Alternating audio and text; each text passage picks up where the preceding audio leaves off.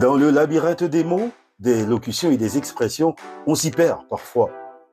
Mais chaque mot a son histoire, et chaque histoire, son fil conducteur. Sur la chaîne YouTube JC Group, je vous propose Le Fil d'Ariane, le podcast qui vous donne la clé pour comprendre les expressions françaises, une à la fois, un jour à la fois. Le Fil d'Ariane, votre rendez-vous quotidien sur JC Group. Bonjour à tous, je m'appelle Israël Jackie Cantal. Bienvenue dans cette nouvelle série consacrée au langage des diplomates. Les grandes décisions ne se prennent pas toujours sur les champs de bataille, mais dans les salles d'attente silencieuses, les tables de négociation polies, les corridors discrets des capitales mondiales ou certaines fois dans les chambres d'hôtel 5 étoiles. La diplomatie, c'est l'art subtil de naviguer entre la paix et la guerre, entre l'échec et la prospérité. C'est un langage codé où un seul mot peut désamorcer une crise ou, au contraire, la précipiter. Pour comprendre cet échiquier planétaire, il faut maîtriser son lexique. Bienvenue, mesdames, messieurs, dans l'art du possible, la série qui décrypte les 20 termes essentiels sans lesquels le monde s'arrêterait de tourner. Ici, chaque mot est une règle du jeu, une arme ou un pan.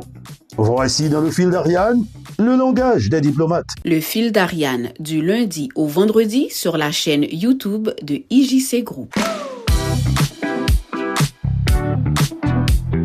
Un traité est un accord qui lie les États entre eux, comme une alliance ou un accord commercial. Mais pour qu'une organisation internationale permanente comme l'ONU, l'OMC ou la Cour pénale internationale puisse fonctionner, elle a besoin de son propre ensemble de règles internes.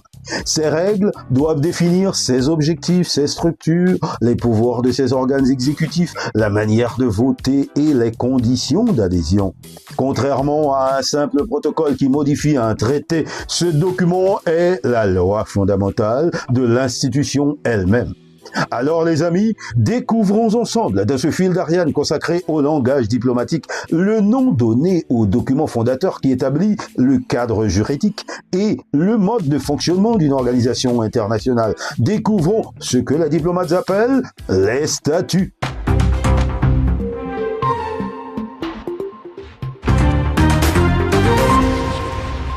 Les statuts, souvent appelés chartes ou constitutions dans le contexte des organisations internationales, sont un ensemble de règles écrites définissant la structure, les fonctions et les procédures d'une entité collective. Alors que les traités fixent les obligations entre les États, les statuts fixent les obligations au sein d'une organisation. Ils sont généralement adoptés par le même traité qui crée l'organisation. L'existence de statuts clairs est essentielle pour la légitimité d'une organisation.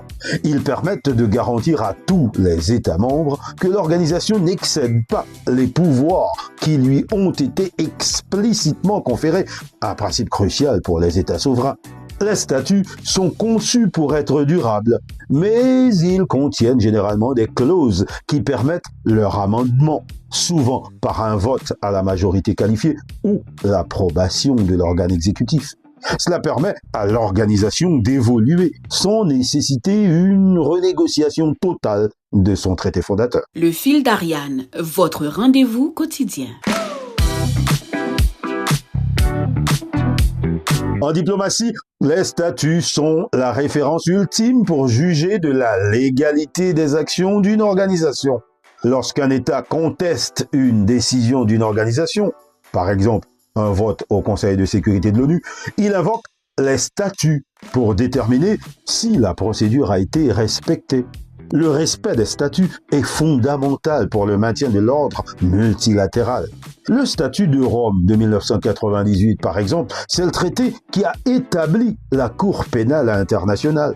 Ce document est souvent appelé statut de Rome, pour souligner qu'il s'agit d'un texte fondateur qui définit la mission.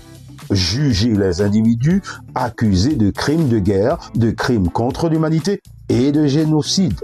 Ça définit aussi la structure, le fonctionnement des chambres de la Cour, du bureau du procureur, et ça détermine enfin la juridiction, les conditions précises, les clauses sous lesquelles la Cour peut exercer son autorité sur des États souverains qui ont ratifié le statut. Le fil d'Ariane, une expression, un jour à la fois. Les statuts sont la preuve que la coopération internationale est hautement structurée. Mais pour l'État membre, la participation à une organisation implique plus que la simple obéissance aux règles. L'État doit aussi payer pour l'ensemble du système qu'il soutient. Dans le prochain épisode du fil d'Ariane consacré au langage diplomatique, nous allons examiner cette obligation financière cruciale qui assure le financement du système diplomatique international, la contribution.